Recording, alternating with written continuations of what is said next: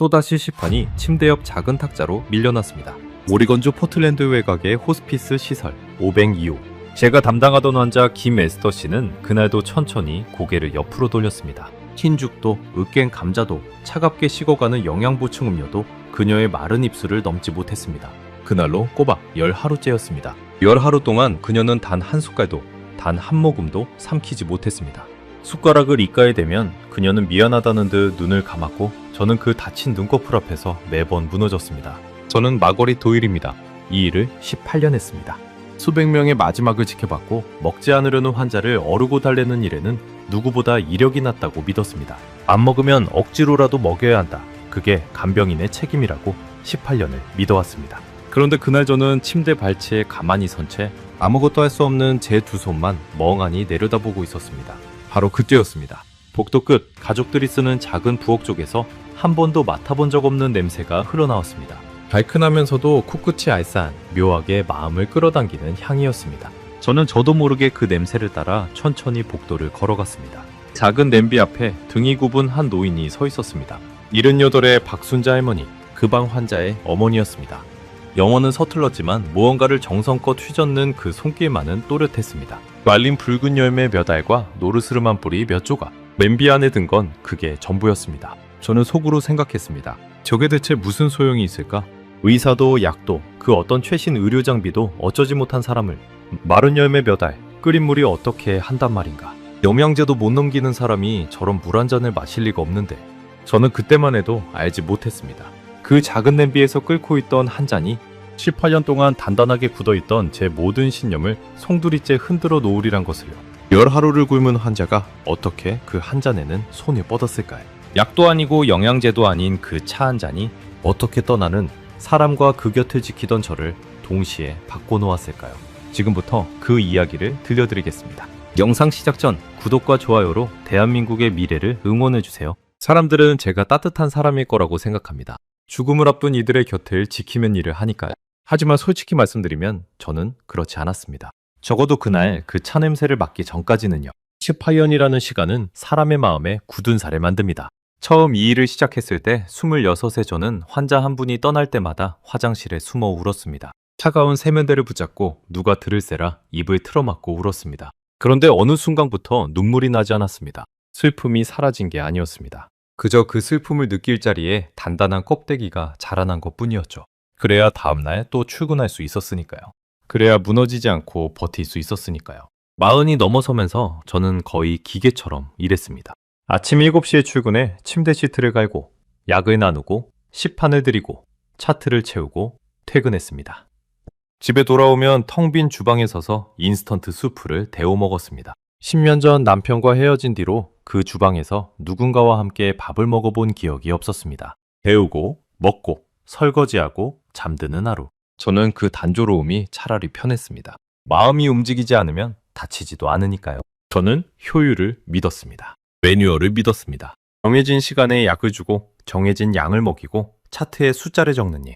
그 안에는 흔들릴 것도 고민할 것도 없었습니다. 환자가 먹지 않으면 저는 더 강하게 권했습니다. 안 먹으면 죽으니까요. 먹여야 산다. 그게 제 18년의 결론이었습니다. 어쩌면 그건 환자를 위한 신념이라기보다 무너지지 않으려는 저 자신을 위한 방패였는지도 모르겠습니다.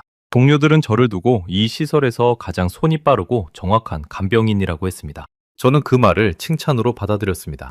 환자의 손을 잡고 우는 신참 간병인을 보면 속으로 저렇게 마음을 쏟다간 오래 못 버틴다고 생각했습니다. 저 아이도 곧 나처럼 단단해지겠지 하고요. 지금 생각하면 그건 단단해진 게 아니라 메말라버린 것이었습니다. 하지만 그때의 저는 둘의 차이를 구분하지 못했습니다. 마음에 굳은 살이 박이면 그 굳은 살이 본래의 살결을 가려버린다는 것을 몰랐던 것이죠. 그러던 어느 봄날 김에스터 씨가 제 담당이 되었습니다. 52살. 너무 이른 나이였습니다. 차트에는 더 이상 손 쓸 방법이 없다는 말이 차갑게 적혀 있었습니다. 그녀가 502호로 옮겨온 첫날 저는 늘 하던 대로 인사를 건넸습니다. 도일이라고 불러주세요. 식사 챙기는 게 제 일입니다. 하고요. 에스더 씨는 희미하게 웃었습니다. 그 웃음이 어쩐지 오래 기억에 남았습니다. 창가에는 작은 사진 한 장이 세워져 있었습니다. 젊은 시절의 에스더 씨가 한복을 입고 환하게 웃는 사진이었습니다. 그 옆에는 빛바랜 흑백 사진도 한 장 있었는데 지금보다 훨씬 젊은 박순자 할머니가 어린 딸의 손을 잡고 있는 모습이었습니다. 저는 그때 그 사진들을 그저 흔한 가족 사진으로만 보았습니다. 사진 속에 담긴 수십 년의 시간 같은 건 제 눈에 들어오지 않았습니다. 문제는 그녀가 아무것도 먹지 않는다는 것이었습니다. 첫째 날 흰죽을 절반쯤 남겼습니다. 둘째 날 3숟갈. 셋째 날부터는 숟가락을 입에 대는 것조차 거부했습니다. 저는 매뉴얼대로 했습니다. 영양 보충 음료를 가져왔습니다. 작은 캔에 담긴 하루에 필요한 열량이 정확히 계산되어 들어있는 그 음료를요. 빨대를 꽂아 입가에 대주었습니다. 에스더 씨는 한 모금을 머금더니 곧 미간을 찌푸렸습니다. 그러고는 천천히 고개를 돌렸습니다. 거부였습니다. 다음 날도 그 다음 날도 똑같았습니다. 저는 다른 맛을 가져왔습니다. 딸기 맛, 초콜릿 맛, 바닐라 맛. 차게도 해보고 미지근하게도 해보았습니다. 소용없었습니다. 그녀의 몸은 그 어떤 인공적인 단맛도 받아들이려 하지 않았습니다. 한 번은 제가 조금 더 강하게 빨대를 들이미자 에스더 씨가 가는 손가락을 들어 제 손목을 살며시 눌렀습니다. 그만하라는 뜻이었습니다. 힘이라곤 거의 남아있지 않은 그 손가락의 감촉이 이상하게도 며칠 동안 제 손목에 남아있었습니다. 날짜가 쌓일수록 제 안에 초조함도 쌓였습니다. 하지만 그 초조함은 슬픔이 아니었습니다. 부끄럽게도 그건 책임을 다하지 못하고 있다는 불편함에 더 가까웠습니다. 차트에 적힌 숫자가 자꾸만 비어갔으니까요. 섭취량 0, 섭취량 0, 섭취량 0. 그 0이라는 글자가 저를 압박했습니다. 저는 더 강하게 권했습니다. 조금만 드셔야 해요. 안 드시면 더 힘들어지세요. 하고요. 그럴수록 에스더 씨는 더 깊이 눈을 감았습니다. 밤 근무를 마치고 차를 몰고 집으로 돌아오는 길이면 신호등 앞에 멈춰설 때마다 그 빈 시판이 떠올랐습니다. 제가 무엇을 잘못하고 있는 걸까? 더 좋은 음료를 찾아야 하나? 더 부드러운 죽을 끓여야 하나? 저는 그 고민을 늘 음식의 종류에서만 찾았습니다. 정작 에스더 씨가 거부하는 것이 음식 자체가 아니라 사랑 없이 들이밀어지는 그 차가운 캔이라는 사실은 한 번도 떠올리지 못했습니다. 그때의 저에게 음식은 데이터였지 마음이 아니었으니까요. 그리고 그 방에는 늘 한 사람이 더 있었습니다. 에스더 씨의 어머니 박순자 할머니였습니다. 처음 그분을 봤을 때 저는 그저 안쓰러운 풍경의 일부로만 여겼습니다. 작고 마른 노인이 딸의 침대 옆 의자에 하루 종일 앉아있는 모습. 흔히 보는 광경이었으니까요. 할머니는 영어를 거의 하지 못했습니다. 제가 무어라 말하면 그저 고개를 끄덕이거나 미안하다는 듯 두 손을 가슴 앞에 모으셨습니다. 그 작은 체구에 어떻게 그토록 긴 세월의 무게가 담겨 있는지 저는 미처 헤아리지 못했습니다. 하지만 할머니는 가만히 앉아만 있지 않았습니다. 딸의 마른 손을 오래오래 쓰다듬었습니다. 이마에 흘러내린 머리카락을 손가락으로 넘겨주었습니다. 가끔은 아주 낮은 목소리로 무언가를 흥얼거렸습니다. 알아들을 수 없는 한국말 노래였습니다. 자장가 같기도 한 그 가락이 502호의 공기를 천천히 데웠습니다. 할머니는 또 작은 손수건에 따뜻한 물을 적셔 딸의 메마른 입술을 살살 닦아주곤 했습니다. 먹이려는 것도 고치려는 것도 아니었습니다. 그저 딸이 조금이라도 덜 메마르기를 바라는 손길이었습니다. 하루는 회진을 돌다 502호 문 앞에서 잠시 멈춰섰습니다. 할머니가 딸의 귀에 대고 무언가를 속삭이고 있었습니다. 알아들을 수는 없었지만 그 목소리의 결만으로도 알 수 있었습니다. 어린 딸을 재우던 수십 년 전의 그 목소리를 할머니는 마지막 순간에 다시 꺼내고 있는 것이었습니다. 그 장면을 보면서도 저는 발걸음을 옮겼습니다. 다음 환자의 약 시간이 다가오고 있었으니까요. 저에게는 늘 다음 일정이 있었고 그 일정표 안에 한 모녀의 마지막 같은 건 들어갈 자리가 없었습니다. 저는 그 모습을 곁눈질로 보면서도 깊이 생각하지 않았습니다. 그저 가족이 할 수 있는 일을 하는 거겠지 하고 넘겼습니다. 제 머릿속은 온통 섭취량이라는 숫자뿐이었으니까요. 저는 사랑이 흐르는 그 작은 방 안에서 혼자 계산기를 두드리고 있었던 셈입니다. 돌이켜보면 그 방에서 가장 메마른 사람은 떠나가는 환자도 그 곁을 지키는 노모도 아닌 바로 저였습니다. 열흘째 되던 날 저는 영양사 데이비드 첸을 찾아갔습니다. 데이비 씨, 502호 환자분 섭취량이 계속 0이에요. 어떻게든 방법을 찾아야 하지 않을까요? 데이비드는 차트를 들여다보더니 안경을 굳혀 썼습니다. 그러고는 무미건조하게 말했습니다. 정맥 영양 투여를 검토해 봐야겠네요.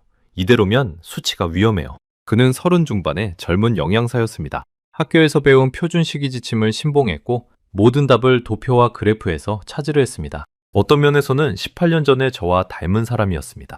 수치. 저와 데이비드가 나누는 대화에는 늘 그 단어가 있었습니다. 우리는 사람을 두고 이야기하면서도 정작 사람의 이야기는 한 번도 하지 않았습니다.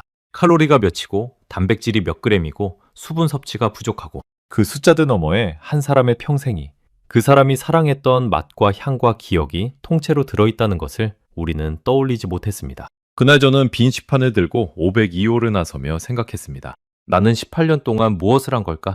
매일 누군가의 마지막을 지키면서 정작 그들이 무엇을 원하는지 단 한 번이라도 제대로 물어본 적이 있었나? 음식이란 게 정말 숫자로 채워넣기만 하면 되는 걸까? 사람이 마지막 순간에 입에 대고 싶은 것이 정말 정확히 계산된 그 캔 하나뿐일까? 그 질문은 그날 밤 제 마음 한구석에 작은 가시처럼 박혔습니다. 집에 돌아와 또 인스턴트 수프를 데우려다 저는 문득 가스레인지 앞에 멍하니 서 있었습니다. 마지막으로 누군가를 위해 마음을 담아 무언가를 끓여본 게 언제였더라. 도무지 기억이 나지 않았습니다. 저는 제 환자들에게 음식을 날랐지만 단 한 번도 음식을 만들어준 적은 없었습니다. 저는 아직 알지 못했습니다. 바로 다음날 복도 끝 작은 부엌에서 그 가시를 뽑아낸 향기가 피어오르리란 것을요. 그리고 그 향기가 평생 숫자만 세워온 한 간병인의 마음에 처음으로 사람의 온기를 불어넣게 되리란 것을요. 그로부터 사흘 뒤 에스더 씨의 상태가 눈에 띄게 나빠졌습니다. 수요일 아침이었습니다. 회진을 돌며 502호 문을 열었을 때 저는 한눈에 알아챘습니다. 밤사이 무언가가 무너져 내렸다는 것을요. 에스더 씨의 얼굴은 베개와 거의 같은 빛깔이 되어 있었습니다. 숨소리는 얕고 길었습니다. 손등의 핏줄이 마른 강줄기처럼 도드라졌습니다. 박순자 할머니는 밤을 꼬박 새운 듯 의자에 앉은 채로 딸의 손을 두 손으로 감싸고 있었습니다. 저는 침대 곁으로 다가가 에스더 씨의 이마에 손을 얹었습니다. 열은 없었지만 피부가 종이장처럼 메말라 있었습니다. 그녀는 눈꺼풀을 살짝 들어 저를 보더니 또 그 희미한 웃음을 지었습니다. 미안하다고 말하는 듯한 웃음이었습니다. 자기 때문에 제가 애쓰는 걸 다 안다는 듯한 그런 눈빛이었습니다. 그 눈빛 앞에서 저는 처음으로 가슴 한쪽이 묵직해지는 것을 느꼈습니다. 늘 차트의 숫자만 보던 제가 그날 처음으로 그녀의 눈을 제대로 마주한 것이었는지도 모르겠습니다. 저는 곧장 데이비드를 호출했습니다. 그가 차트를 들고 들어와 수치들을 확인했습니다. 그의 입에서 나온 말은 늘 그렇듯 건조했습니다. 할수가 심해요. 이대로 가면 며칠 못 버틸 겁니다. 정맥 영양과 수액을 본격적으로 검토해야 해요. 그는 마치 고장난 기계의 부품을 점검하듯 에스더 씨를 들여다보았습니다. 저는 데이비드의 말이 틀렸다고 생각하지 않았습니다. 그게 정석이니까요. 하지만 그날따라 그 정석이라는 말이 제 안에서 묘하게 거슬렸습니다.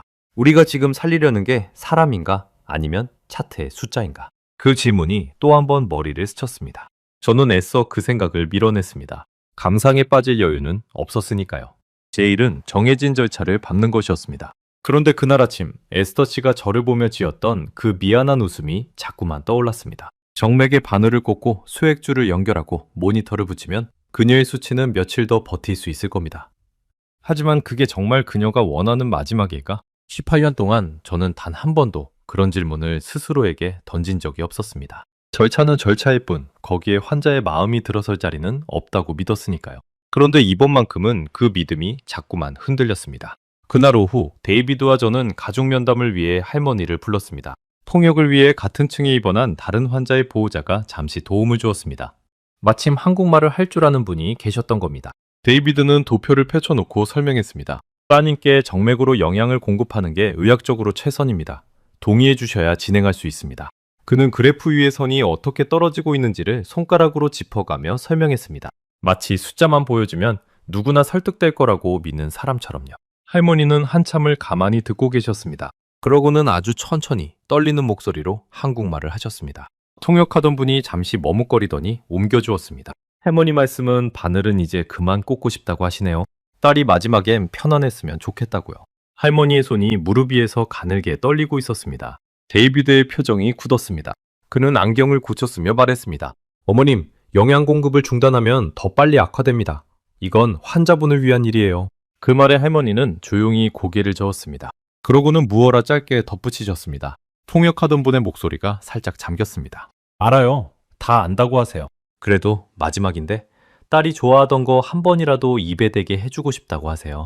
좋아하던 거. 그 한마디가 제 가슴에 툭 하고 떨어졌습니다.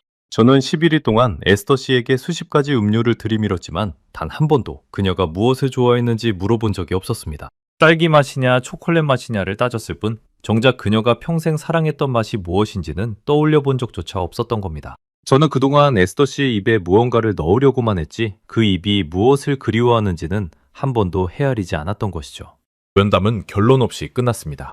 데이비드는 답답하다는 듯 서류를 챙겨나갔습니다. 비합리적이에요. 가족 마음은 이해하지만 이건 환자를 방치하는 거나 다름없어요. 하고 복도에서 중얼거렸습니다. 저는 그 말에 반박하지 못했습니다. 다만 무언가가 제 안에서 자꾸만 어긋나는 느낌이 들었습니다. 머리는 데이비드가 옳다고 하는데 가슴 한구석은 자꾸만 할머니 쪽으로 기울었습니다.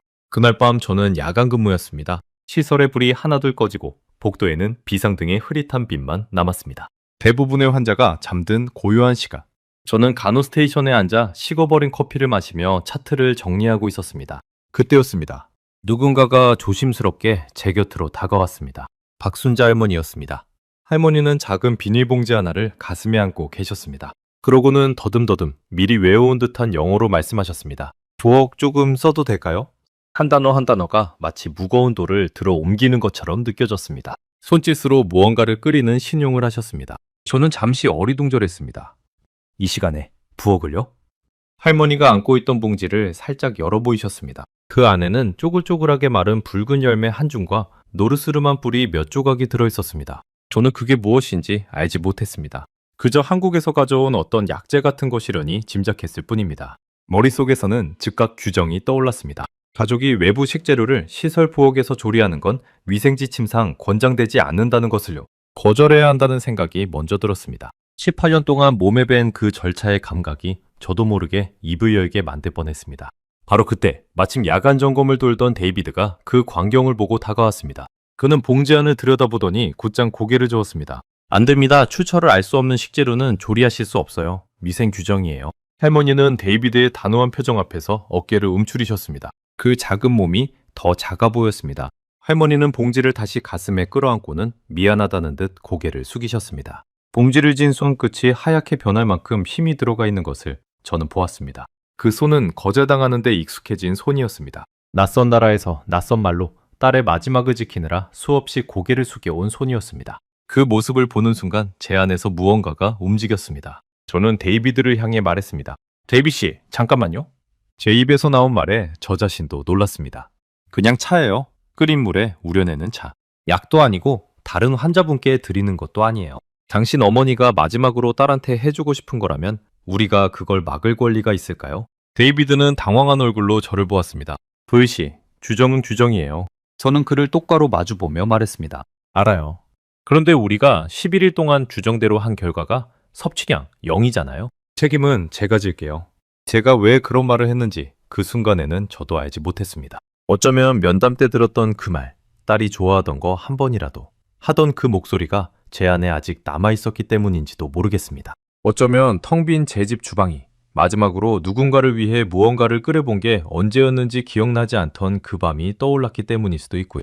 데이비드는 한참을 망설이다가 결국 한숨을 내쉬며 물러섰습니다. 단 한 번뿐입니다 하고 못 박으면서요. 저는 할머니를 복도 끝 작은 부엌으로 안내했습니다. 할머니의 주름진 손이 비닐봉지를 푸는 동안 저는 옆에 서서 그 손끝을 가만히 바라보았습니다. 할머니는 마른 붉은 열매를 흐르는 물에 정성껏 씻었습니다. 하나하나 마치 보석을 다루듯 조심스러웠습니다.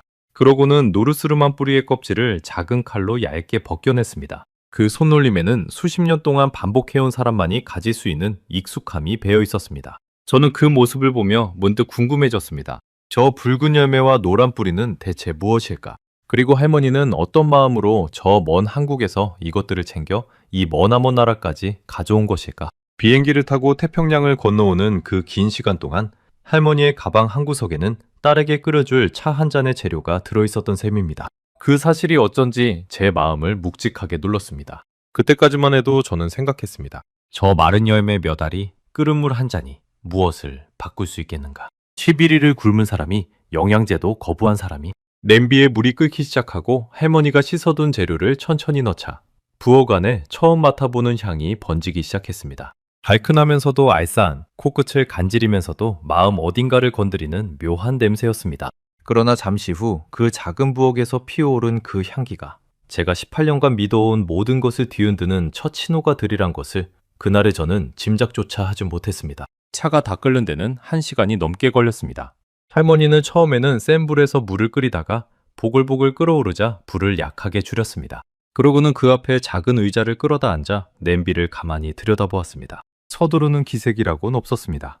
마치 그 1시간이 딸에게 줄 차를 위해 마땅히 치러야 하는 의식이라도 되는 듯했습니다. 저는 옆에서 그 모습을 지켜보다 문득 제가 18년 동안 환자에게 무언가를 1시간씩 정성 들여 준비해 본 적이 없다는 사실을 깨달았습니다. 저의 음식은 늘 데우면 끝이었으니까요. 봉지를 뜯고 전자레인지에 돌리고 빨대를 꽂으면 그만이었습니다. 그 모든 과정에 채 3분이 걸리지 않았습니다. 기다리는 동안 할머니는 가끔 긴 나무 숟가락으로 냄비를 천천히 저었습니다. 그 손길에는 어떤 조급함도 없었습니다. 오히려 그 긴 기다림 자체를 딸을 향한 마음으로 채우고 있는 것처럼 보였습니다. 저는 그제야 알 것 같았습니다. 할머니가 끓이고 있는 것은 단순한 차가 아니라 시간이었습니다. 딸과 함께 보낼 수 있는 마지막 시간을 한 방울 한 방울 우려내고 있는 것이었습니다. 저는 그 옆에 가만히 서서 끓고 있는 냄비를 함께 들여다보았습니다. 평소 같았으면 다음 환자의 약 시간을 떠올리며 시계를 봤을 저였습니다. 하지만 그 새벽만큼은 이상하게도 시간이 아깝지 않았습니다. 그 1시간 동안 저는 아무것도 하지 않았지만 어쩌면 18년 중 가장 의미 있는 1시간을 보내고 있었는지도 모릅니다. 무언가가 천천히 끓어 완성되기를 기다리는 일. 그 단순한 기다림 속에 제가 그동안 잃어버렸던 무언가가 있다는 것을 저는 어렴풋이 느끼고 있었습니다. 부어가는 향이 점점 짙어졌습니다. 처음에는 알싸하던 냄새가 시간이 지날수록 둥글고 달큰해졌습니다. 붉은 열매가 물속에서 천천히 풀어지며 국물에 진한 갈색이 번졌습니다. 노란 뿌리에서 나온 알싸한 기운이 그 단맛을 깨끗하게 받쳐주었습니다. 저는 저도 모르게 코를 깊이 들이쉬었습니다. 이상하게도 그 냄새를 맡고 있자니 오래전 돌아가신 제 외할머니의 부엌이 어렴풋이 떠올랐습니다. 어린 시절 감기에 걸리면 외할머니가 끓여주시던 무언가 따뜻한 것의 냄새. 정확히 무엇이었는지는 기억나지 않았지만 그 온기만은 가슴 깊은 곳에 남아있었던 것이죠. 향이라는 것이 이렇게 사람을 수십 년 전으로 데려갈 수 있다는 것을 저는 그날 처음 실감했습니다. 잊었다고 믿었던 기억이 냄새 하나에 이렇게 선명하게 되살아날 줄은 몰랐었습니다. 어쩌면 사람의 가장 깊은 기억은 머리가 아니라 코끝에, 혀끝에 새겨지는 것인지도 모르겠습니다. 마침내 할머니가 불을 껐습니다. 그러고는 깨끗한 천에 국물을 걸러 작은 보자기 잔에 따랐습니다. 김이 모락모락 피어올랐습니다. 할머니는 그 잔을 두 손으로 감싸쥔 채 따뜻한지 손등에 살짝 대보았습니다. 너무 뜨겁지도 너무 식지도 않은 온도. 딸의 입에 닿을 그 온도를 할머니는 손끝으로 가늠하고 있었던 겁니다. 그 잔을 따르는 손이 미세하게 떨리고 있었습니다. 그것은 추워서가 아니라 너무 오래 참아온 간절함이 손끝까지 차올랐기 때문이었습니다. 할머니는 잔을 옮기다 말고 잠시 그 자리에 멈춰서서 김이 오르는 차를 가만히 내려다보았습니다. 그 짧은 순간 할머니의 얼굴에는 수십 년의 시간이 스쳐가는 듯 했습니다. 어쩌면 어린 딸에게 이 차를 처음 끓여주던 날을, 어쩌면 딸을 이 먼 나라로 시집 보내던 날을 떠올리고 계셨는지도 모릅니다. 저는 그 옆모습을 보며 차마 아무 말도 건넬 수 없었습니다. 그 침묵 안에 담긴 무게를 함부로 깨트리고 싶지 않았으니까요. 우리는 함께 502호로 향했습니다. 새벽 1시가 가까운 시각이었습니다. 복도는 고요했고 우리 세 사람의 발소리만 나직하게 울렸습니다. 데이비드도 어느새 뒤따라왔습니다. 입으로는 주정 운운했지만 그 역시 궁금했던 모양입니다. 과연 저 차 한 잔이 무슨 의미가 있을지를요. 그는 팔짱을 낀 채 회의적인 표정을 애써 감추지 않았습니다. 11일을 굶은 환자가 차 한 잔에 반응할 리 없다는 그의 확신이 그 굳은 표정에 그대로 드러나 있었습니다. 솔직히 그건 저 역시 다르지 않았습니다. 병실 문을 열자 에스더 씨는 얕은 잠에 빠져 있었습니다. 할머니가 침대 곁으로 다가가 딸의 어깨를 아주 부드럽게 흔들었습니다. 그러고는 귓가에 한국말로 무어라 속삭였습니다. 알아들을 수는 없었지만 그 끝에 차라는 단어 비슷한 발음이 섞여 있었습니다. 에스더 씨가 천천히 눈을 떴습니다. 그리고 그 순간 저는 18년 만에 처음 보는 표정을 목격했습니다. 코로 향이 닿자 에스더 씨의 흐릿하던 눈동자가 또렷해졌습니다. 미간이 살짝 움직이고 메말랐던 입술이 작게 벌어졌습니다. 그것은 거부의 표정이 아니었습니다. 무언가를 알아본 사람의 표정이었습니다. 마치 아주 오래전 잃어버린 무언가를 다시 만난 듯한 그런 눈빛이었습니다. 저는 침대 발치에 선 채 숨을 죽였습니다. 영양음료 캔을 들이밀 때마다 고개를 돌리던 그녀가 그 차의 냄새 앞에서는 오히려 고개를 살짝 들었던 겁니다. 나중에야 한 사실이지만 그 향은 에스더 씨에게 단순한 냄새가 아니었습니다. 그것은 그녀가 어린 시절 한국에서 자라며 수도 없이 맡았던 향이었습니다. 감기에 걸린 밤이면, 시험을 앞두고 잠 못 이루던 새벽이면 어머니가 늘 끓여주던 바로 그 차의 향. 그 향은 그녀의 몸이 아니라 기억에 새겨져 있었던 겁니다. 그래서 그녀의 입은 거부하지 못했습니다. 그건 음식에 대한 반응이 아니라 평생을 함께한 사랑에 대한 반응이었으니까요. 할머니가 잔을 입가에 가져다 댔습니다. 저는 또 거부당할 거라고 거의 확신했습니다. 11일이었으니까요. 어떤 음식도 어떤 영양제도 넘기지 못한 11일. 제 안에 차가운 계산이 속삭였습니다. 안 될 거야. 마음만 위로받고 끝나겠지. 저는 무의식 중에 다음 절차를 떠올리고 있었습니다. 차도 실패하면 결국 정맥 영양으로 갈 수밖에 없겠구나 하고요.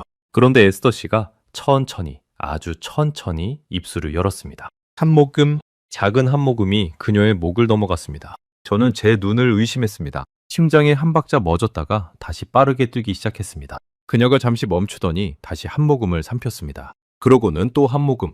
영양음료엔 꿈쩍도 않던 그 입이 어머니가 끓인 차 앞에서는 스스로 열리고 있었습니다. 11일 만이었습니다. 11일 만에 그녀가 처음으로 무언가를 제 의지로 삼킨 것이었습니다. 삼킬 때마다 에스더 씨의 목을대가 작게 움직였습니다. 저는 그 작은 움직임에서 눈을 뗄 수 없었습니다. 18년 동안 수없이 보아온 평범한 동작이었지만 그날만큼은 그것이 기적처럼 보였습니다. 사람이 무언가를 삼킨다는 것, 그 단순한 일이 이토록 큰 의미를 가질 수 있다는 것을 저는 그제야 깨달았습니다.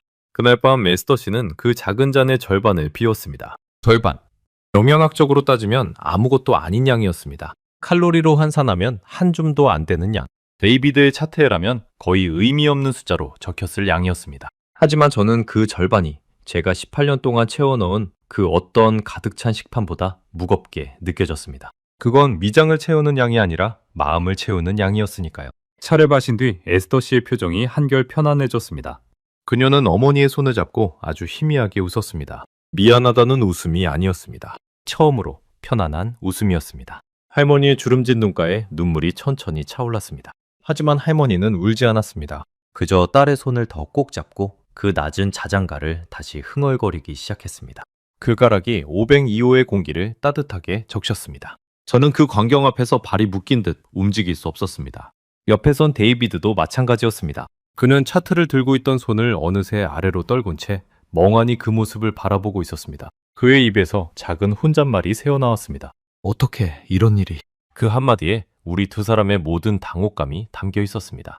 평생 도표와 수치만 믿어온 두 사람이 그 어떤 도표로도 설명할 수 없는 장면 앞에 나란히 서 있었던 겁니다. 데이비드는 한동안 말이 없었습니다. 그러다 조용히 병실을 나갔습니다. 그가 나가면서 차트에 아무것도 적지 않았다는 것을 저는 나중에 알아챘습니다. 어쩌면 그 순간만큼은 그도 이 일을 숫자로 옮기는 것이 부질없다는 것을 느꼈는지도 모르겠습니다. 평소에 그라면 분명 섭취량 절반, 종류 미상 음료 하는 식으로 깔끔하게 기록했을 겁니다. 하지만 그날 밤 그가 본 것은 차트의 칸에 담을 수 없는 무엇이었습니다. 어머니와 딸이 차 한 잔을 사이에 두고 나눈 그 침묵의 시간은 어떤 숫자로도 측정되지 않는 것이었으니까요. 그날 새벽, 근무를 마치고 집으로 돌아오는 길은 유난히 길게 느껴졌습니다. 공이 트기 직전에 회색빛 하늘 아래 저는 운전대를 잡은 채 자꾸만 그 장면을 곱씹었습니다. 영양음료 한 캔에는 하루치 열량이 정확히 들어있습니다. 단백질도 비타민도 무기질도 빠짐없이요. 반면 그 차 한 잔에는 영양학적으로 보면 거의 아무것도 들어있지 않았습니다. 그런데 환자가 손을 뻗은 쪽은 후자였습니다. 가득 찬 캔이 아니라 거의 비어있는 차 한 잔이었습니다. 신호등 앞에 멈춰 설 때마다 저는 그 두 가지를 머릿속에 나란히 올려놓고 저울질했습니다. 한쪽에는 완벽하게 계산된 영양음료가, 다른 한쪽에는 마른 열매와 뿌리를 1시간 넘게 끓인 차 한 잔이 있었습니다. 과학은 분명 전자의 손을 들어줄 것이었습니다. 하지만 떠나가는 한 사람은 후자를 택했습니다. 그 차이는 대체 어디에서 오는 걸까? 저는 운전하는 내내 그 답을 찾으려 애썼지만 손에 잡힐 듯 잡히지 않았습니다. 집에 도착해 텅 빈 주방에 들어섰을 때 저는 한참 동안 식탁 앞에 앉아 있었습니다. 잠이 오지 않았습니다. 제 머릿속에서는 같은 질문이 끝없이 맴돌았습니다. 그 차에는 대체 무엇이 들어있었던 걸까? 약효는 아니었습니다. 그건 분명했습니다. 영양도 아니었습니다. 그렇다면 무엇이 11일을 굶은 사람의 닫힌 입을 열게 한 걸까? 저는 늘 그래왔듯 인스턴트 수프를 데우려고 찬장을 열었습니다. 그런데 그날따라 그 봉지에 손이 가지 않았습니다. 봉지를 뜯고 데우고 후루룩 마시는 그 3분짜리 식사가 그날따라 너무 초라하게 느껴졌습니다. 누군가가 나를 위해 1시간을 들여 무언가를 끓여준 적이 마지막으로 언제였던가? 그리고 나는 누군가를 위해 그렇게 해본 적이 있었던가? 저는 결국 아무것도 먹지 않은 채 식탁에 앉아 창밖에 밝아오는 것을 바라보았습니다. 답은 어렴풋이 떠올랐지만 저는 아직 그것을 또렷한 말로 옮길 수 없었습니다. 다만 한 가지만은 분명했습니다. 제가 18년 동안 믿어온 그 모든 매뉴얼과 수치들이 그 작은 보자기잔 하나 앞에서 처음으로 흔들리고 있다는 것을요. 그리고 저는 그 흔들림의 정체를 다음날 할머니에게 직접 묻기로 마음먹었습니다. 그 차에 무엇이 들어있는지가 아니라 그 차에 무슨 마음이 담겨있는지를요. 그 질문이야말로 18년 동안 한 번도 던져본 적 없는 질문이었습니다. 다음날 오후 저는 작정하고 일찍 출근했습니다. 평소보다 2시간이나 이른 시각이었습니다. 저 자신도 제가 왜 그러는지 정확히 설명할 수 없었습니다. 다만 간밤에 본 그 장면이, 그 차 한 잔이 자꾸만 저를 502호로 끌어당겼습니다. 복도를 걸어가는 제 발걸음이 평소와 달랐습니다. 늘 다음 일정에 쫓겨 빠르게 움직이던 발이 그날만큼은 천천히 무언가를 향해 다가가고 있었습니다. 사실 그날 아침 저는 출근 준비를 하다 말고 한참을 거울 앞에 서 있었습니다. 거울 속에는 18년 동안 같은 일을 반복해온 한 중년 여자가 있었습니다. 눈가에는 깊은 주름이, 입가에는 굳은 표정이 자리 잡고 있었습니다. 저는 그 얼굴을 가만히 들여다보며 생각했습니다. 나는 언제부터 이렇게 메마른 사람이 되었을까? 처음 이 일을 시작했을 때 가졌던 그 마음은 다 어디로 사라진 걸까? 어젯밤에 그 차 한 잔이 잊고 있던 그 질문을 다시 꺼내놓았던 겁니다. 거울 속에 저는 아무 대답도 하지 못한 채 그저 오래도록 제 눈을 마주볼 뿐이었습니다. 502호 문을 열자 닥순자 할머니가 창가에 앉아 딸을 바라보고 있었습니다. 에스더 씨는 자고 있었지만 전날보다 안색이 한결 나아 보였습니다. 입술의 메마름이 조금 가셨고 숨소리도 한결 고르게 들렸습니다. 차 한 잔이 그녀의 몸을 살린 것은 아니었습니다. 하지만 분명 무언가가 달라져 있었습니다. 그것은 몸의 변화가 아니라 표정의 변화였습니다. 고통을 견디던 얼굴에서 평온을 되찾은 얼굴로요. 저는 할머니 곁의 의자에 조심스레 앉았습니다. 그러고는 더듬더듬 천천히 물었습니다. 어제 그 차 무엇으로 만든 건가요? 할머니는 잠시 저를 바라보았습니다. 영어를 잘 알아듣지 못해 제 표정과 손짓을 살피는 듯 했습니다. 저는 어젯밤에 그 잔을 마시는 신용을 해보였습니다. 그제야 할머니의 얼굴이 환해졌습니다. 할머니는 가방에서 작은 비닐봉지를 꺼냈습니다. 어젯밤 그 마른 붉은 열매와 노란 뿌리였습니다. 할머니는 붉은 열매를 하나 집어 제 손바닥에 올려주었습니다. 손끝이 닿는 순간 할머니의 손이 얼마나 거칠고 따뜻한지 느껴졌습니다. 평생 무언가를 만들고 다듬어온 손이었습니다. 할머니는 서툰 영어와 손짓을 섞어가며 말씀하셨습니다. 이거 대추. 한국, 옛날부터 마응, 편안하게. 그 다음 노란 뿌리를 들어 보이며 덧붙였습니다. 이거 생강. 몸 따뜻하게. 배추와 생강. 저는 그 이름을 입속으로 가만히 따라 읊었습니다. 할머니는 두 손을 모아 보이며 더듬더듬 설명을 이어갔습니다. 통역기를 켜고 화면에 한국어를 입력해 제게 보여주기도 했습니다. 그 화면에는 이렇게 적혀 있었습니다. 대추는 놀란 마음을 가라앉히고 잠을 편안하게 합니다. 생강은 차가워진 속을 데우고 막힌 기운을 풀어줍니다. 이 둘은 성질이 다르지만 함께 끓이면 서로를 도와 더 부드러워집니다. 서로 다른 둘이 함께 끓으면 더 부드러워진다. 그 문장이 묘하게 제 마음에 박혔습니다. 한국 사람들은 이 둘의 관계를 오래된 친구 사이에 비유한다고 했습니다. 한쪽이 앞으로 나아가 막힌 길을 뚫으면 다른 한쪽이 뒤에서 그 거친 성질을 부드럽게 다독여준다고요. 저는 그 설명을 들으며 이것이 단순한 음료가 아니라 수백 년에 걸쳐 쌓인 한 민족의 지혜라는 것을 어렴풋이 느꼈습니다. 한국이라는 나라를 저는 그저 자극적인 음식의 나라로만 막연히 떠올려왔습니다. 그런데 그 나라의 부엌에는 떠나는 이를 따뜻하게 배웅하는 이토록 섬세한 마음이 담겨 있었던 겁니다. 할머니는 마른 대추를 손끝으로 쓸어보며 무어라 더 말씀하셨습니다. 통역기가 옮겨준 문장은 이러했습니다. 에스더가 어렸을 때 아프면 늘 이걸 끓여줬어요.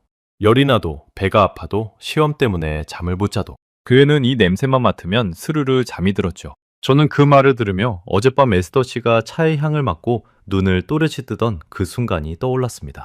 그것은 약효가 아니라 기억이었습니다. 평생을 함께한 어머니의 냄새가 그녀의 다친 마음을 두드린 것이었습니다. 할머니는 잠시 창밖을 바라보더니 다시 통역기에 무언가를 입력하셨습니다. 화면에는 이런 문장이 떠올랐습니다. 우리 딸이 미국에 시집 간다고 했을 때 나는 이 대추하고 생강을 한 보따리 싸줬어요. 멀리 가서 몸 차가워지면 끓여 먹으라고.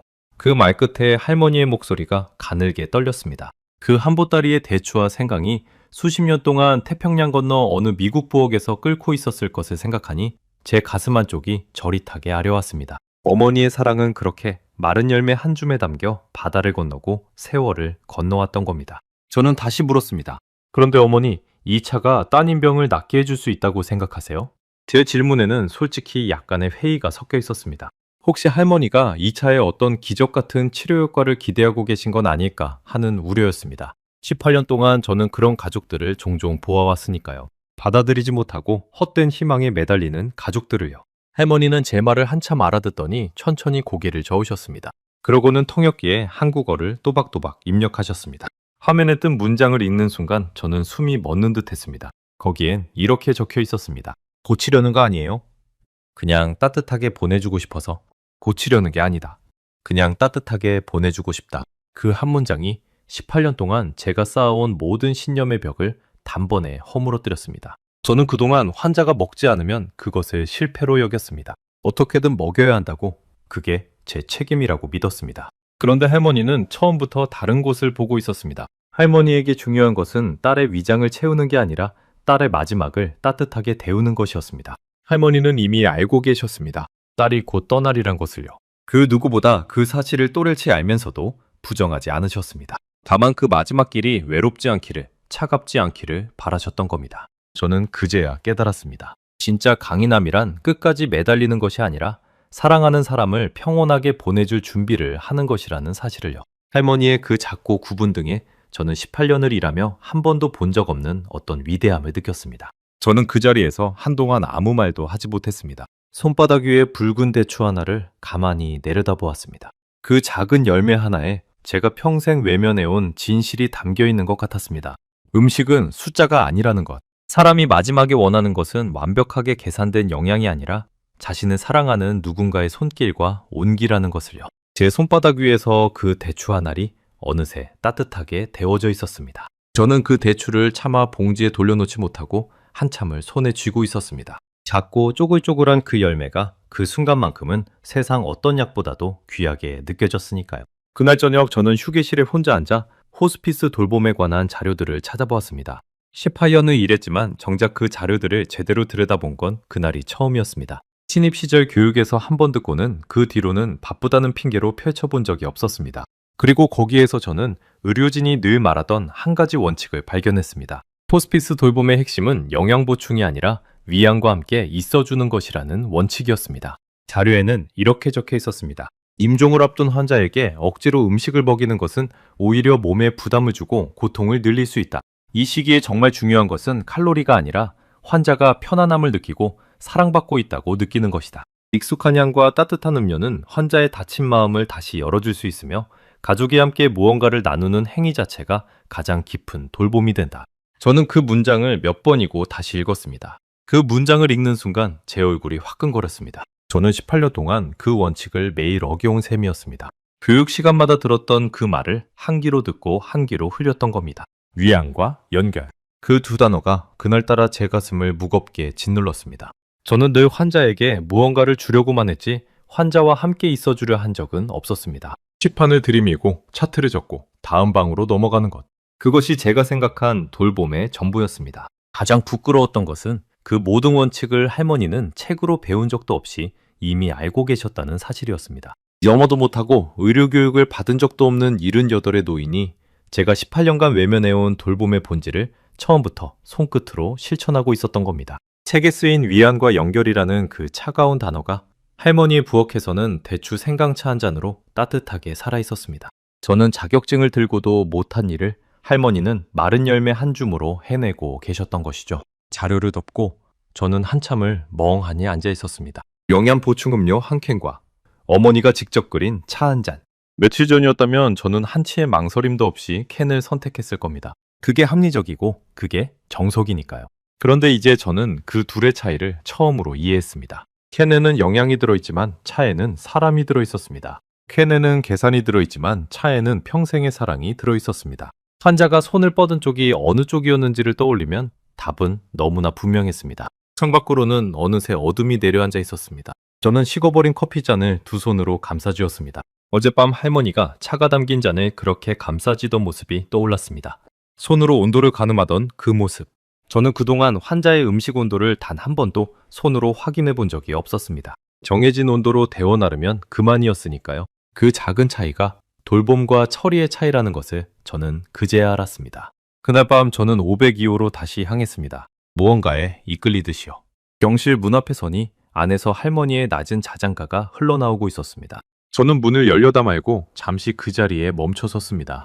그리고 처음으로, 18년 만에 처음으로 한 환자의 방 앞에서 눈물이 차오르는 것을 느꼈습니다. 메마른 줄로만 알았던 제 안 어딘가에서 오래 잠겨있던 무언가가 천천히 깨어나고 있었습니다. 목이 뜨거워지고 코끝이 시큰해졌습니다.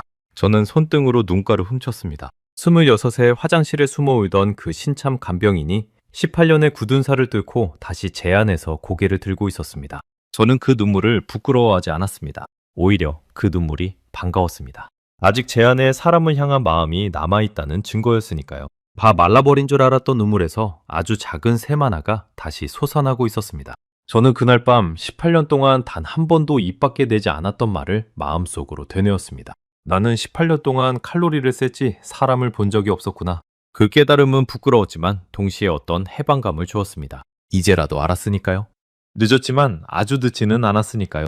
에스더 씨는 아직 그곳에 있었고 저에게는 아직 그녀를 사람으로 마주할 시간이 남아 있었습니다. 저는 조용히 문을 열고 들어가 침대 곁에 빈 의자에 앉았습니다.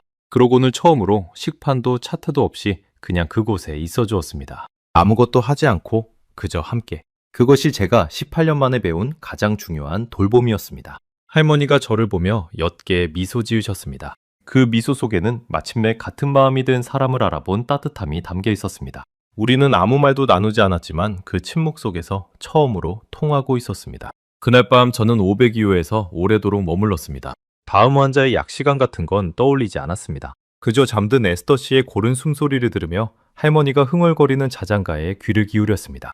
알아들을 수 없는 한국말 가락이었지만 그 안에 담긴 마음만은 또렷이 전해졌습니다. 사랑한다는 마음, 그리고 이제 곧 보내줘야 한다는 마음. 그 두 마음이 한 가락 안에 함께 녹아 흐르고 있었습니다. 저는 그 자리에서 18년 동안 한 번도 느껴보지 못한 어떤 충만함을 느꼈습니다. 무언가를 해주어서가 아니라 그저 함께 있어서 얻는 충만함이었습니다. 빈손으로도 채울 수 있는 마음이 있다는 것을 저는 그제 알았습니다. 창밖으로 별이 하나둘 돋아나고 있었습니다. 저는 그 별들을 바라보며 생각했습니다. 어쩌면 사람의 마지막에 필요한 것은 거창한 것이 아닐지도 모른다고. 그저 익숙한 향 하나, 따뜻한 손길 하나, 곁을 지켜주는 사람 하나면 충분한 것인지도 모른다고요. 그 단순한 진실을 저는 78 노인의 차 한 잔에서 배우고 있었습니다. 자격증도 매뉴얼도 18년의 경력도 가르쳐주지 못한 그 진실을요. 그로부터 닷새 뒤 에스더 씨의 마지막 날이 다가왔습니다. 그동안 그녀는 매일 저녁 어머니가 끓인 차를 조금씩 마셨습니다. 많은 양은 아니었습니다. 어떤 날은 반잔, 어떤 날은 겨우 몇 모금. 영양학적으로 보면 여전히 부족한 양이었습니다. 하지만 그 차를 마시는 동안 에스더 씨의 얼굴에는 늘 평온이 깃들었습니다.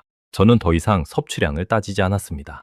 대신 그녀가 차를 마실 때 짓는 그 편안한 표정을 차트보다 더 소중한 기록으로 마음에 새겼습니다. 그 닷새 동안 저는 매일 502호에서 가장 많은 시간을 보냈습니다. 다른 환자들을 소홀히 한 것은 아니었습니다. 다만 일하는 방식이 달라졌습니다. 시판을 들이밀고 차트를 적은 뒤 서둘러 나가는 대신 저는 잠시라도 환자 곁에 앉아 그들의 이야기에 귀를 기울이기 시작했습니다. 한 할아버지는 평생 바다에서 일한 어부였다고 했습니다. 한 할머니는 손녀의 결혼식을 보지 못하고 떠나는 것이 가장 아쉽다고 했습니다. 18년 동안 저는 그들을 그저 몇 호실 환자로만 기억해왔습니다. 그런데 이제 그들 한 사람 한 사람의 이야기가 제 마음에 들어오기 시작했습니다. 그들은 더 이상 숫자가 아니라 저마다의 평생을 가진 사람들이었습니다. 그날 아침 에스더 씨의 호흡이 눈에 띄게 가빠졌습니다. 의료진은 이제 정말 얼마 남지 않았다고 조심스럽게 전했습니다.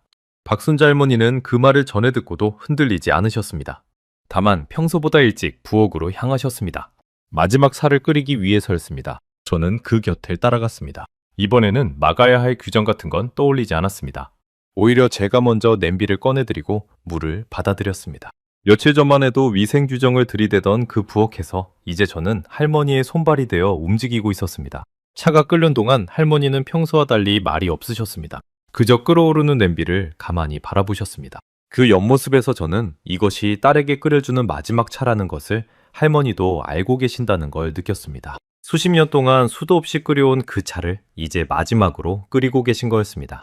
저는 그 침묵을 깨지 않으려 숨소리조차 죽였습니다. 문득 할머니가 손을 뻗어 끓고 있는 냄비 위로 피어오르는 김에 손바닥을 가만히 대보셨습니다.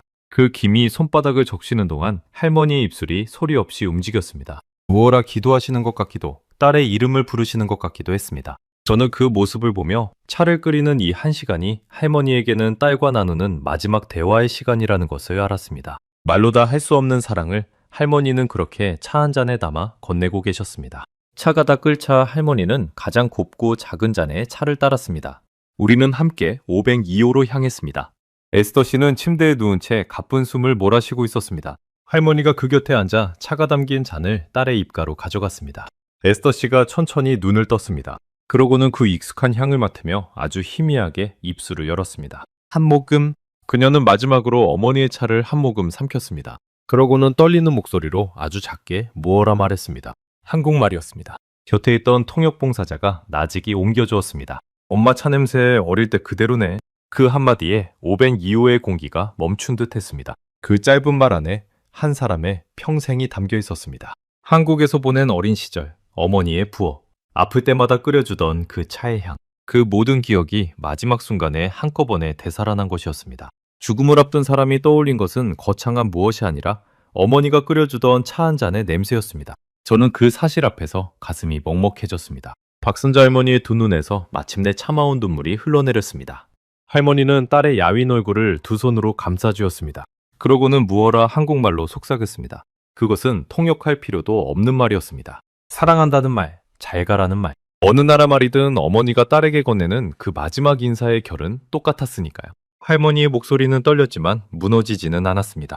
마지막까지 딸 앞에서 의연하려는 어머니의 안간힘이 그 떨리는 목소리에 담겨 있었습니다. 그 순간 저는 제 발이 그 자리에 못 박힌 듯 움직일 수 없었습니다. 그리고 저도 모르게 제 손이 에스더 씨의 다른 한 손을 향해 뻗어가고 있었습니다. 18년 동안 저는 환자의 손을 잡아본 적이 거의 없었습니다.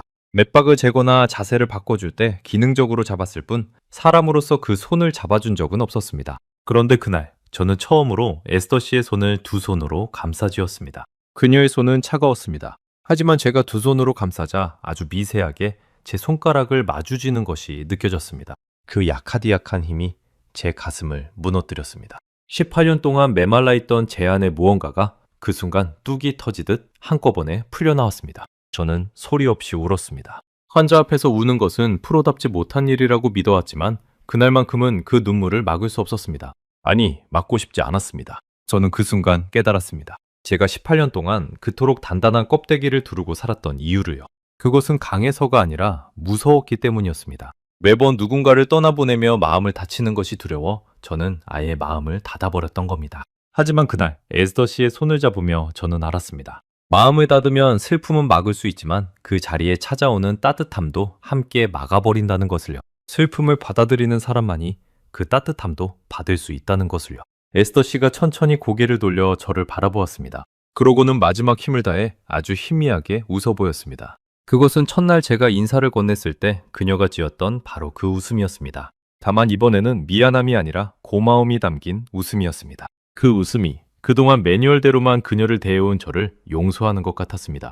괜찮다고, 마지막에라도 곁에 있어줘서 고맙다고 말하는 것 같았습니다.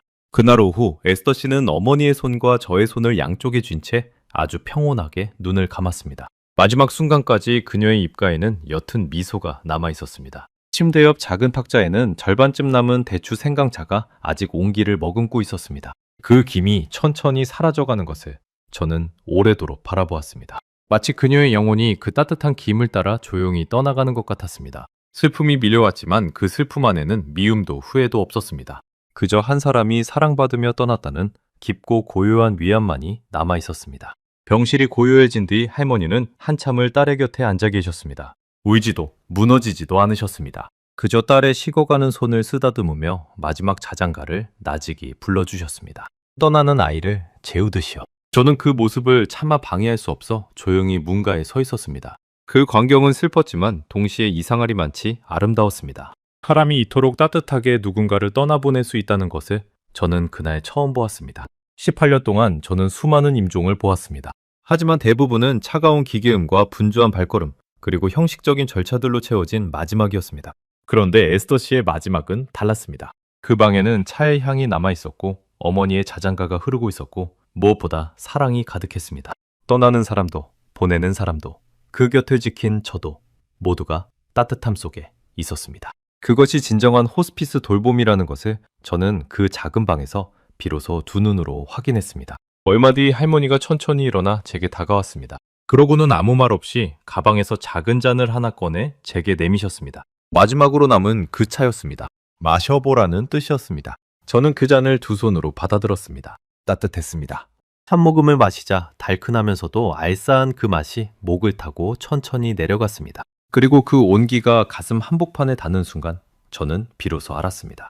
이 차가 왜 사람을 위로하는지를요. 그것은 혀로 느끼는 맛이 아니라 마음으로 느끼는 온기였습니다. 배추의 둥근 단맛이 먼저 마음을 어루만지고 생강의 알싸한 기운이 그 뒤를 받쳐주었습니다. 할머니가 설명해 주었던 그 말, 서로 다른 둘이 함께 끓으면 더 부드러워진다는 그 말이 혀끝에서 그대로 느껴졌습니다. 그 부드러움은 어떤 인공적인 단맛으로도 흉내낼 수 없는 것이었습니다. 그것은 단순한 음료가 아니었습니다. 한 어머니가 평생 딸에게 건넨 사랑의 맛이었고 한 민족이 오랜 세월 떠나는 일을 배웅해온 마음의 맛이었습니다. 저는 그 잔을 받아들고 나서야 비로소 에스더 씨가 왜 그 차에 손을 뻗었는지를 온몸으로 이해했습니다. 저는 그 잔을 들고 한참을 서 있었습니다. 그동안 제가 환자들에게 날랐던 수천 잔의 음료가 머릿속을 스쳐갔습니다. 완벽하게 계산된, 그러나 단 한 방울의 마음도 담기지 않았던 그 음료들이요. 저는 그제야 깨달았습니다. 제가 18년 동안 환자들에게 진짜로 주지 못했던 것은 영양이 아니라 바로 이 온기였다는 것을요. 그 깨달음은 늦었지만 그 잔의 온기만큼은 따뜻하게 제 안에 남았습니다. 그리고 그 온기가 그날 이후 저라는 사람을 완전히 다른 간병인으로 바꾸어 놓았습니다. 그날 밤 저는 빈 502호에 한참을 앉아 있었습니다. 침대는 깨끗이 정리되어 있었고 작은 탁자 위에는 에스더 씨가 마지막으로 마신 그 잔이 그대로 놓여 있었습니다. 저는 그 잔을 가만히 들여다보며 생각했습니다. 사람은 떠나도 그 사람을 사랑한 마음은 향기처럼 남는다고. 에스더 씨는 떠났지만 그녀가 마지막에 떠올린 어머니의 차 냄새는 그 방에 그리고 제 마음에 오래도록 남을 거라고요. 그렇게 저는 한 사람의 마지막을 18년 만에 처음으로 제대로 배웅했습니다. 시판에 든 간병인이 아니라 한 사람의 곁을 끝까지 지킨 또 한 사람으로서요. 그로부터 반년이 지났습니다.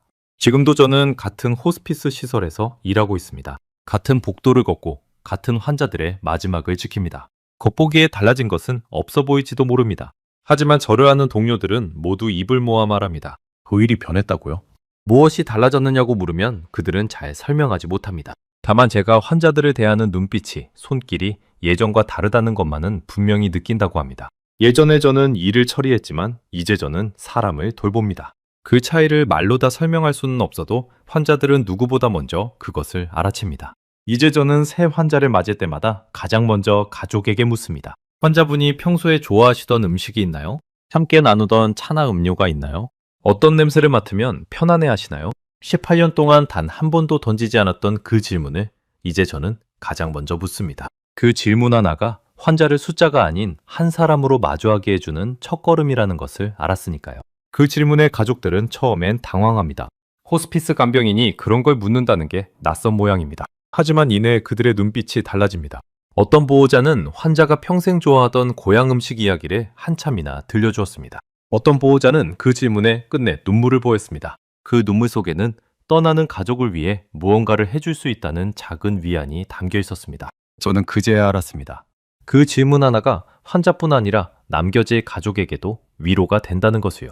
저는 더 이상 차트의 빈칸을 두려워하지 않습니다. 섭취량 0이라는 숫자가 그 사람의 마지막을 실패로 만드는 것이 아니라는 걸 알았으니까요. 중요한 것은 그 사람이 떠나는 순간까지 사랑받고 있다고 느끼는 것이었습니다. 저는 이제 시판을 내려놓고 환자의 곁에 앉아 그저 손을 잡아주는 시간을 가집니다. 18년 동안 단 한 번도 해보지 못한, 그러나 가장 중요한 그 일을요. 가장 크게 달라진 사람은 어쩌면 데이비드일지도 모릅니다. 그 차가운 영양사는 에스더 씨가 떠난 뒤로 한동안 말이 없었습니다.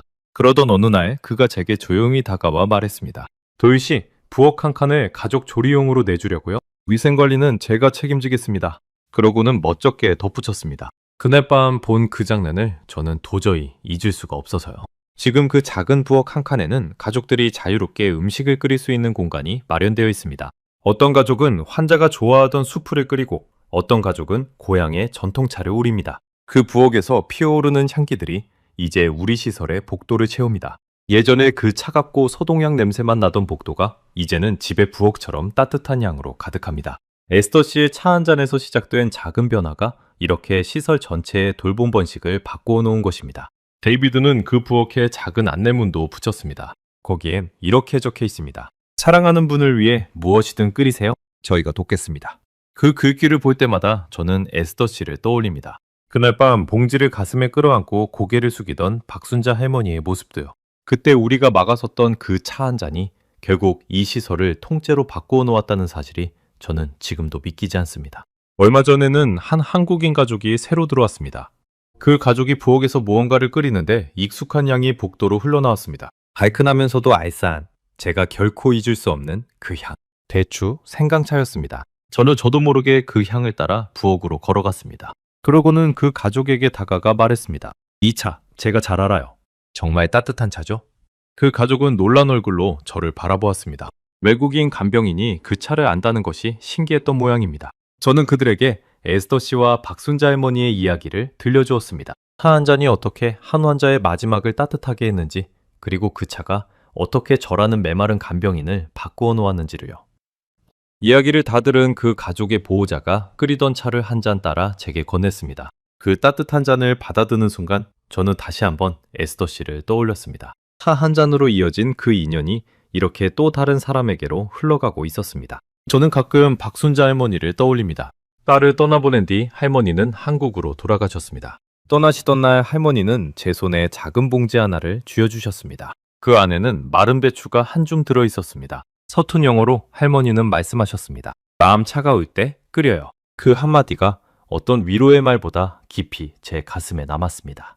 그 대추 봉지는 지금도 제 집 주방 선반에 놓여 있습니다. 텅 비어있던 인스턴트 수프나 데우던 그 주방이에요.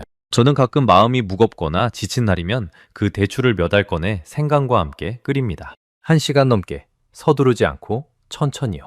부엌에 그 향이 번지는 동안 저는 의자에 앉아 끓어오르는 냄비를 가만히 바라봅니다. 그러면 신기하게도 메말랐던 마음 한구석이 다시 데워지는 것을 느낍니다. 이제 그 주방은 더 이상 외롭지 않습니다. 가끔은 동료들을 초대해 함께 차를 나누기도 합니다. 10년 넘게 혼자 인스턴트 수프를 데워 먹던 그 식탁에 이제 누군가와 함께 마시는 따뜻한 차가 놓입니다. 박순자 할머니가 남기고 간 그 대추 한 줌이 제 텅 빈 주방까지 데워놓은 셈입니다. 사람을 따뜻하게 데우는 일은 그렇게 다시 저 자신을 데우는 일로 돌아왔습니다. 사람들은 종종 제게 묻습니다. 정말 차 한 잔이 그렇게 대단한 거냐고요? 그러면 저는 이렇게 대답합니다. 차는 병을 고치지 못해요. 그건 분명합니다.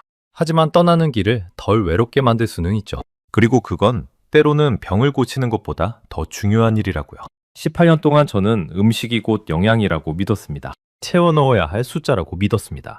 하지만 한 한국인 어머니가 마른 대추 한 줌과 생강 몇 조각으로 제게 가르쳐 주었습니다. 음식은 숫자가 아니라 마음이라는 것을요. 그리고 그 마음은 국경도 언어도 넘어 떠나는 사람의 마지막 순간까지 따뜻하게 가닿을 수 있다는 것을요. 자격증도 매뉴얼도 첨단 의료 장비도 헤매지 못한 일을 작은 차 한 잔이 헤맨 것입니다. 오늘도 저는 새로운 환자의 방으로 향합니다. 손에는 식판이 아니라 그 환자에게 건네 질문 하나를 들고서 무엇을 좋아하셨나요? 어떤 향이 당신을 편안하게 하나요? 그 질문 하나로 저는 매일 한 사람의 마지막을 조금 더 따뜻하게 만들려고 합니다. 그것이 78의 박순자 할머니가 차 한 잔으로 제게 남기고 간 가장 큰 선물이니까요. 저는 다음 시간에도 전 세계를 놀라게 할 대한민국의 이야기로 다시 찾아뵙겠습니다. 감사합니다.